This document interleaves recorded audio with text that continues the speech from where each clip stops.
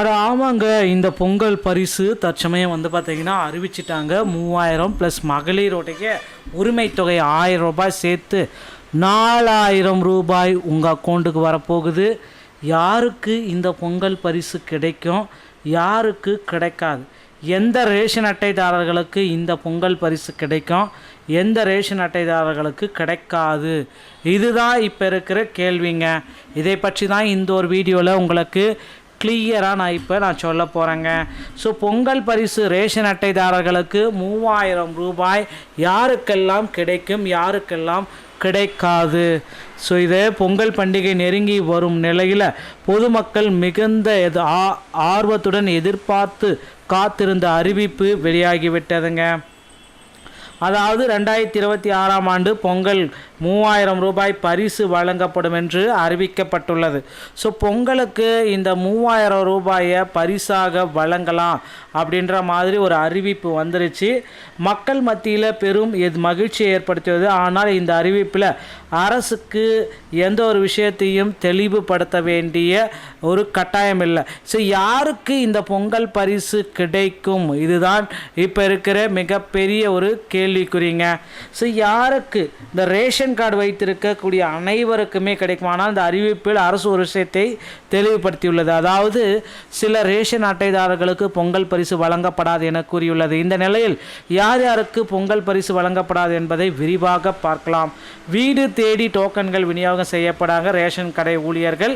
So திமுக அரசு பொறுப்பேற்று முதல்லே ஒவ்வொரு ஆண்டும் பொங்கல் பண்டிகைக்கு பொங்கலுக்கு சிறப்பு புகுப்புடன் பணமும் பரிசும் வழங்கப்பட்டு வருகிறது. 2022, 23, 24 வழங்கினாங்க. 25 இல்லை, 26 வழங்கிட்டாங்க. இதனால் பொதுமக்கள் ஏமாற்றத்தை சந்தின 26ஆம் ஆண்டு பொங்கல் பண்டிகை நெருங்கி வரும் நிலையில் பொங்கல் பரிசு தொகை கிடைக்குமா என எதிர்பார்ப்பு காத்திருந்தன. 2026 தற்சமயம் அந்த பொங்கல் பரிசு அறிவிச்சிட்டாங்க. அரசு மளிகை பொருட்களும் 3000 ப்ளஸ் பச்சரிசி, சர்க்கரை, கரும்பு உள்ளிட்ட மளிகை பொருட்களும் வழங்கப்படும். ப்ளஸ் மகளிர் உரிமை தொகை 1000 ரூபாயும் கிடைக்கும். அந்த டோக்கன்கள் நபர்கள் சென்று பொருட்களை வாங்க முடியும். தகவல்கள் அதில் இடம்பெற்றிருக்கிறதுங்க. தகவல்கள் இடம்பெற்றிருக்கிறதுனால யாருக்கெல்லாம் பொங்கல் பரிசு வழங்கப்படாது, யாருக்கு வழங்கப்படும். தற்பொழுது 5 வகையான ரேஷன் அட்டைதாரர்கள். ஸோ PHH 5 கிலோ அரிசி அட்டை, PHH AYY 35 கிலோ அரிசி அட்டை, அந்தி யோஜனா, அன்னை யோஜனா, ஓகேங்களா.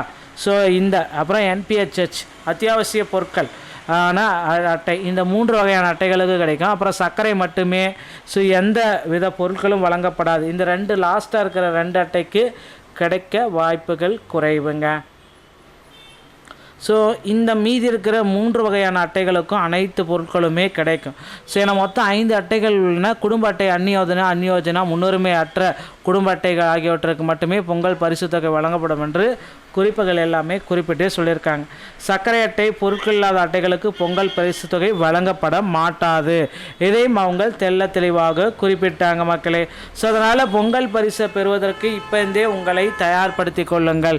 அடுத்தடுத்த அறிவிப்புகள் அனைத்துமே பொங்கல் பரிசுகளில் மிகப்பெரிய அறிவிப்பு அரசு தரப்பிலிருந்து வர இருக்குது. ஸோ குறிப்பிட்ட நபர்களுக்கு மட்டும்தான் இந்த பொங்கல் பரிசு கிடைக்கும் அப்படின்றத தெளிவாக குறிப்பிட்டு சொல்லிட்டாங்க, ஓகேங்களா. ஸோ இந்த சர்க்கரை அட்டை NPH சர்க்கரைக்கும் NPHH NCக்கும் பொங்கல் பரிசு கிடையாது. பொருட்கள் இல்லாத அட்டை, ஓகேங்களா, இந்த மாதிரி 2 அட்டைக்கு மட்டுமே பொங்கல் பரிசு கிடையாது. மீதி இருக்கிற அட்டைகளுக்கு பொங்கல் பரிசு கிடைக்கும். அதில் ஹாப்பியாக இருங்க. எல்லா அது மட்டுமே இல்லை, இலங்கை வாழ் அகதிகளுக்கும் தமிழர்களுக்கும் ஸோ அந்த முகாம்களில் இருக்கிறவங்களுக்கும் பார்த்திங்கன்னா இந்த பொங்கல் பரிசு கிடைக்கும் என்பதை உறுதிப்படுத்தியிருக்கிறது தமிழக அரசுங்க. இந்த தகவல்கள் உங்களுக்கு ரொம்ப பயனுள்ளதாக இருக்குன்னு நினைக்கிறேன். மீண்டும் ஒரு நல்ல தகவலோடு நான் உங்களை சந்திக்கிறேன். நன்றி, வணக்கம்.